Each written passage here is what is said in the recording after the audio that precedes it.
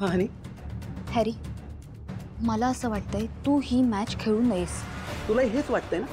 मला सुद्धा सेम हेच वाटतंय. बघ ना, हे असं लग्नासाठी मॅच वगैरे खेळणं किती मूर्खपणा वाटतो तो.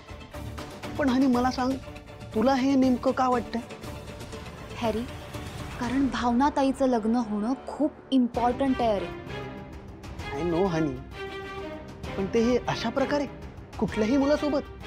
हॅरी, तुला का कळत नाहीये मला नेमकं काय म्हणायचंय ते? हे बघ, माझ्या पप्पांनी काहीतरी विचार करून भावनाताईचं लग्न अरेंज केलं असेल ना. आणि हे बघ, भावनाताईचं लग्न कोणाशी होतंय यापेक्षा तिचं लग्न होतंय हे जास्त इम्पॉर्टंट आहे. अरे कळतंय का तुला? आणि अगं तू काय बोलतेस कळतंय का तुला? बरोबर तेच बोलती आहे.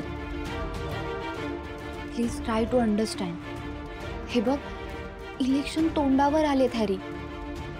हॅरी, भावनाताईचं लग्न होणं पप्पांच्या जिंकण्याच्या दृष्टिकोनाने खूप महत्वाचं आहे. आणि अगं हे सगळं बरोबर. प्लीज हॅरी, हे बघ, तुम्ही चुकून जरी ही मॅच जिंकलात ना तर भावनाताईचं ठरलेलं लग्न कॅन्सल होईल आणि ते मला अजिबात आवडणार नाही.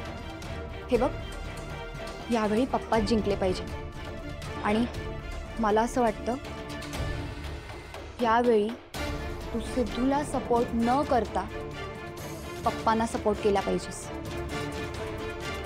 अगं भावनाताई माझी बहीण आहे आणि हा तिच्या आयुष्याचा प्रश्न आहे. अरे हो की, मी कुठे नाही म्हणतेय, तिचं सगळं चांगलंच होणार आहे. पण तुला असं वाटतं का की माझे पप्पा तिच्यासाठी कुठला तरी साधा सुद्धा मुलगा निवडतील?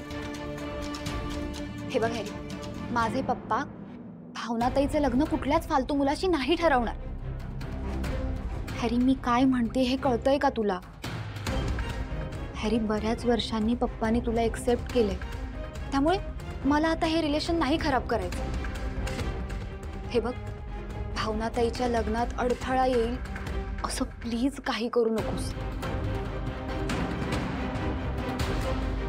बिलीव्ह मी हॅरी, भावनाताईचं सगळं चांगलंच होईल. त्यामुळे मी सांगते तसं कर. हे बघ, आत्ताच्या आत्ता चल बाहेर आणि बाबांना सरळ सरळ सांगून टाक की तुला ही मॅच नाही खेळायची. चल हॅरी, चल. हॅरी, विचार करत बसू नकोस, मी सांगते ते ऐक. चल.